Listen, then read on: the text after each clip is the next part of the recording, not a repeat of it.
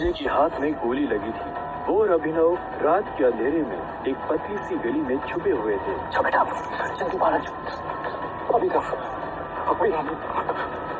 मेरी बात सुन बेटा, तुम यहाँ से भाग जाओ वरना ये लोग तुझे भी मार डालेंगे।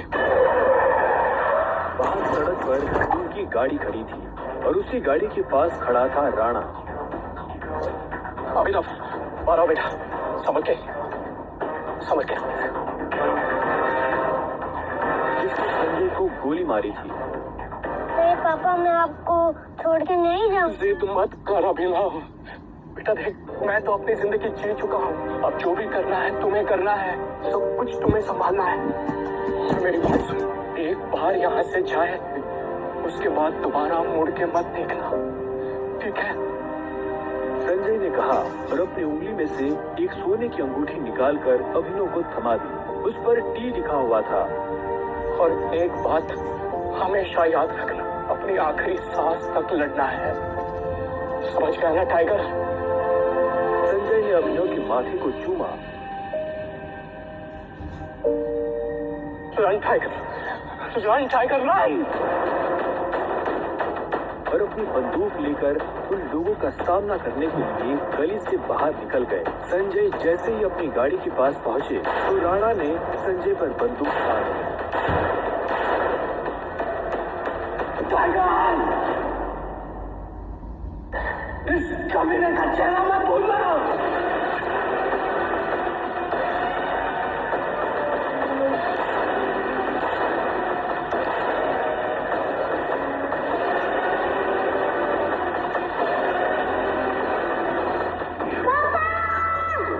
चिल्लाया और अचानक से उसकी नींद खुल गई।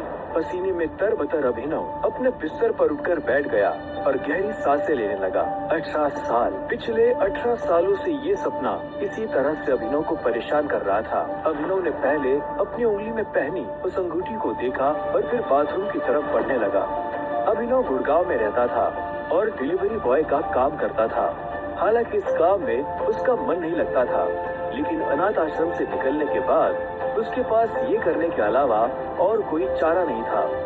18 साल की उम्र में उसने अपना खर्च खुद उठाना शुरू कर दिया था। उसकी जिंदगी में बस एक ही खुशी थी, उसकी गर्लफ्रेंड वैभवी। जब भी वो वैभवी को देखता तो अपने सारे दुख भूल जाता था और आज तो वैभवी का जन्मदिन था, इसलिए अभिनव जल्द से जल्द उससे मिलना चाहता था। अंकल ये केक कितने का है? 600 गए। और ये पेस्ट्री वो 60 गए, एक दे दीजिए। असल में अभिनव और वैभवी ने ये तय किया था कि वो पैसे जोड़कर अपने लिए किराए का एक बड़ा घर लेंगे, इसलिए वो पैसे वेस्ट नहीं करना चाहते थे। Thank you. कुछ देर के बाद जब वो वैभवी के घर के बाहर पहुंचा तो उसने देखा वहाँ काफी रंगीन लाइट्स जल रही थी और बाहर से तेज म्यूजिक की आवाज आ रही थी।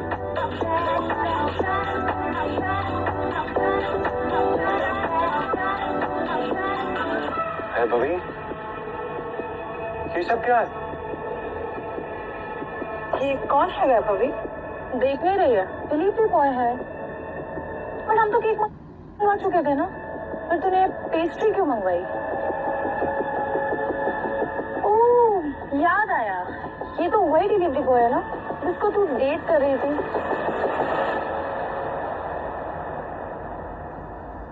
ओह कम ऑन यार वैभवी, तेरा स्टैंडर्ड इतना गिर जाएगा मुझे नहीं पता था। देव, हैप्पी बर्थडे बेब। अभिनव देवेन को अच्छी तरह से जानता था। वो एक बड़े बाप का लड़का था और हर वक्त वैभवी के आसपास मंडराता रहता था। देवेन को यहाँ देखते ही अभिनव का दिमाग खराब हो गया। उसके हाथ में एक बड़ा सा गिफ्ट था। उसके आगे अभिनव के हाथ में लटकी पेस्ट्री की थैली कुछ भी नहीं लग रही थी। मेरी वैभवी को छूने की तेरी हिम्मत कैसे? दोस्तों, तुम लोगों को मेरे ऊपर डाउट था ना, मेरे स्टैंडर्ड्स पर डाउट था। अब बताती हूँ मेरे स्टैंडर्ड्स क्या है। मैं तुमसे ब्रेकअप कर रही हूँ।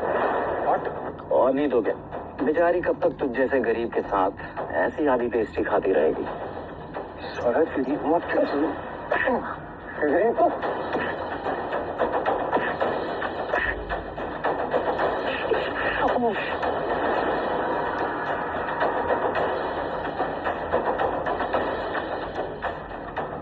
तुमने ठीक नहीं किया वैभवी।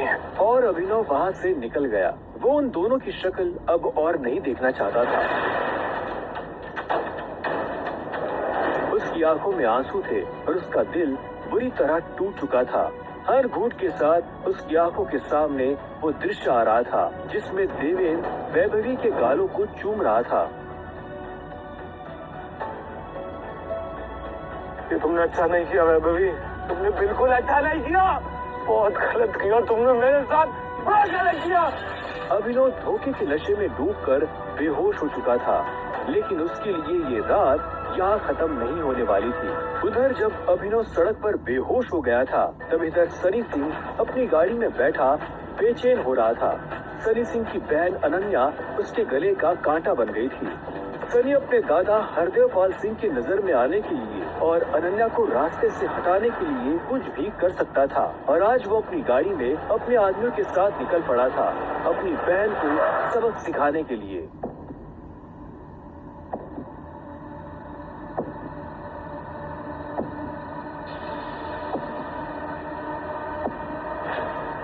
जल्दी करो, गाड़ी में डालो इसे।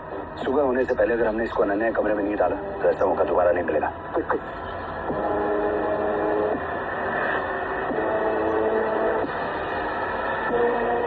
सनी के आदमी अभिनव को उठाकर सीधा रूम नंबर 409 में घुस गए। से कपड़े उतारो और बेड पे लिटाओ उसका। कपड़ा उतारो उसका। उन्होंने अभिनव को बहुत आहिस्ते से उस बिस्तर पर लेटा दिया। वहाँ पहले से सनी की बहन अनन्या सोई हुई थी। सुबह जब अभिनव ने करवट बदली तो उसका हाथ एक नरम हाथ से टकरा गया। अभिनव की नींद टूटी और उसने देखा कि वो एक अनजान लड़की के बगल में लेटा हुआ था।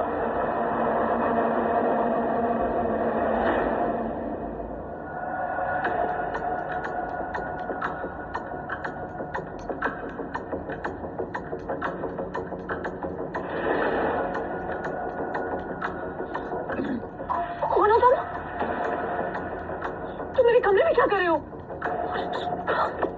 तुमने मेरे साथ क्या किया? अभी पूरे साल में। छी छी छी छी छी छी छी। शेम ऑन यू बहना। मुझे तो तुम्हारे कैरेक्टर पर हमेशा से डाउट था। इतनी बार मैंने दादाजी को समझाया, बोला, पर हर बार बोले मेरी अनन्या ऐसा नहीं कर सकती। लो, कर दिया तुम्हारी अनन्या ने ऐसा।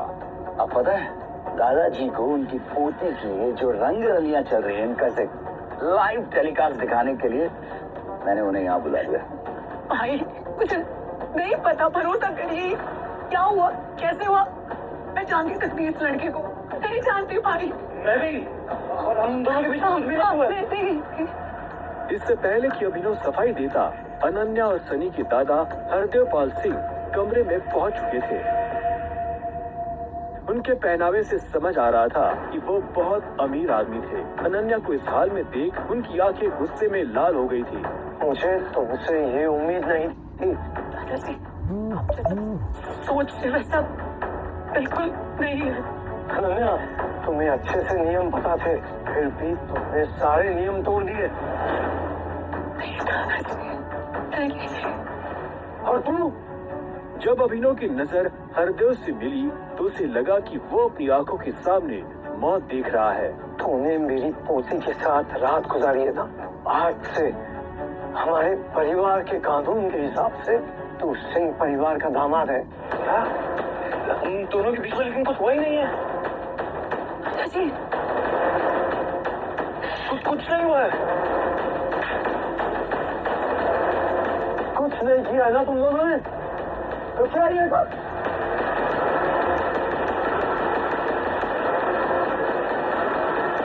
इससे पहले कि अभिनव कुछ समझे, हरदेव के आदमियों ने उसे मारना शुरू कर दिया था। अभिनव हरदेव की उम्र का लिहाज कर रहा था, इसलिए उसने अपने आप को रोक लिया था। अनन्या, इसे हॉस्पिटल भेज देना। ताकि शाम को अकरम की पार्टी में आने के लिए ठीक ठाक से तैयार हो जाए। और याद रखना, मुझे शाम को अकरम की पार्टी में ये तुम्हारे साथ जरूर नजर आना चाहिए।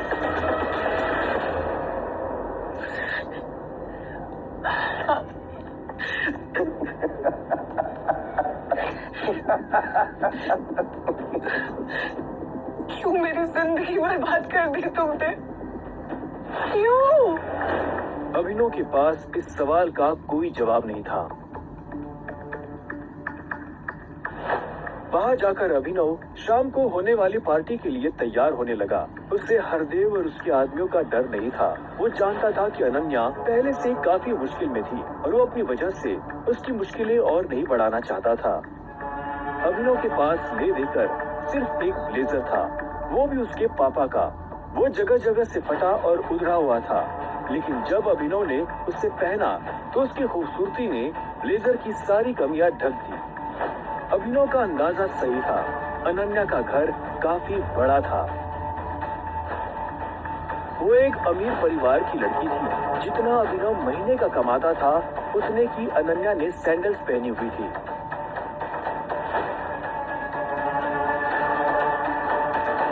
अनन्या की आंखों में दिख रहा था कि वो अभिनव से कितनी नफरत करती थी। अभिनव भी पार्टी में इतने बड़े लोगों के बीच जाने से घबरा रहा था। उसी घबराहट में उसने कब अपने पापा की अंगूठी को उंगली में गोल गोल घुमाना शुरू कर दिया, उसे पता ही नहीं चला।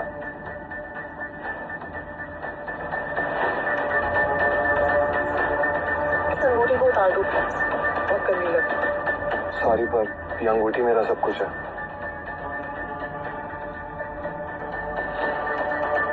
अकरम का घर किले जैसा था, जिसके चारों तरफ बाउंसर्स बंदूकें लिए खड़े थे। जैसे ही अनन्या और अभिनव अंदर आए तो इतने में उसकी नजर देवेन से टकरा गई।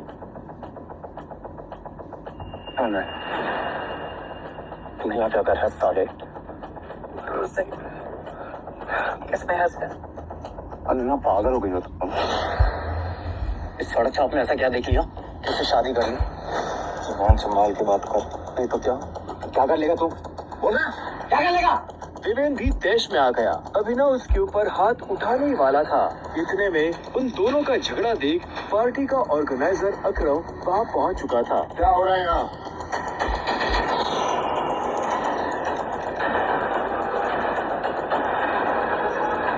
अकरम सर, देखें इस आदमी को, ये क्रिमिनल है, जबरदस्ती अपनी पार्टी में घुसाया। इधर आओ।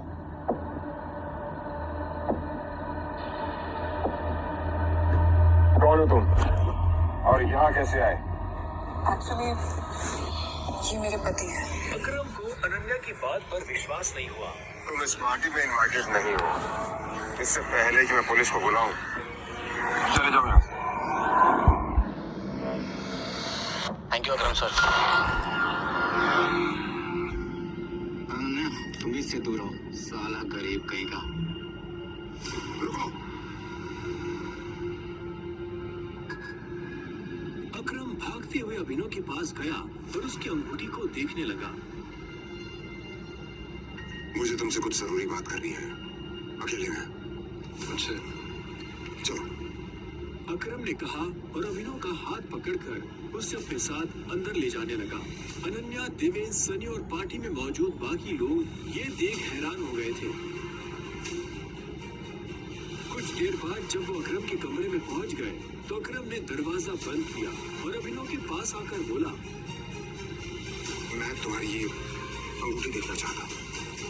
तो करो बात, मैं ऐसे मारने वाला नहीं हूँ, बस मुझे इसमें कुछ देखना है, प्लीज।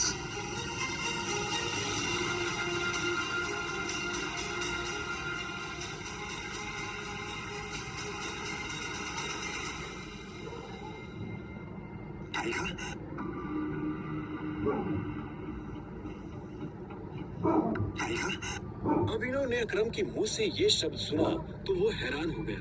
उसे अचानक से अपने पिता के वो आखिरी शब्द याद आ गए जो उन्होंने अभिनव से विदा लेते हुए कह दिए थे। लेकिन अभिनव हैरान था, उसे समझ नहीं आ रहा था कि अकरम ये सब कैसे जानता था। आखिरकार मैंने तुम्हें ढूंढ ही लिया टाइगर। टाइगर, पिछले 18 सालों से मैं तुम्हें ढूंढने की कोशिश कर रहा हूँ।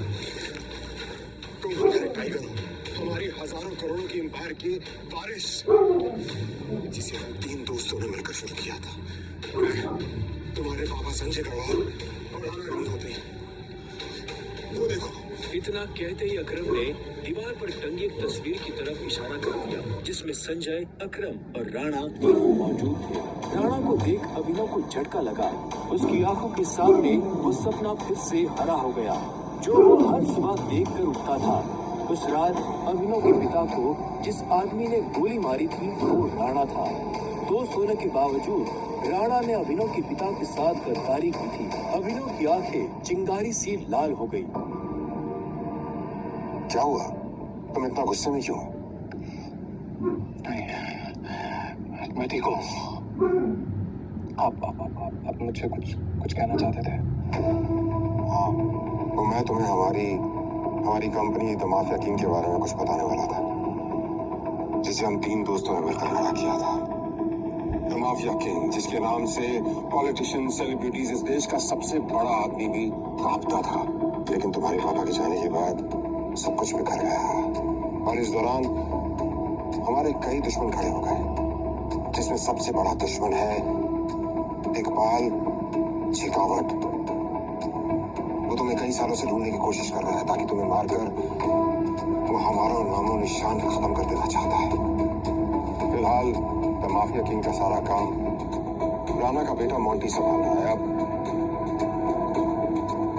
अब तुम आ गए हो तो इस कंपनी की भाग दौड़ तुम संभालोगे। अपने पापा के काम को अब तुम्हें आगे बढ़ाना होगा टाइगर। ये सुनते ही अभिनव के कान खड़े हो गए थे। कल तक उसकी जेब में 100 रुपए भी नहीं थे, और आज अचानक वो हजारों करोड़ की कंपनी का मालिक हो गया था।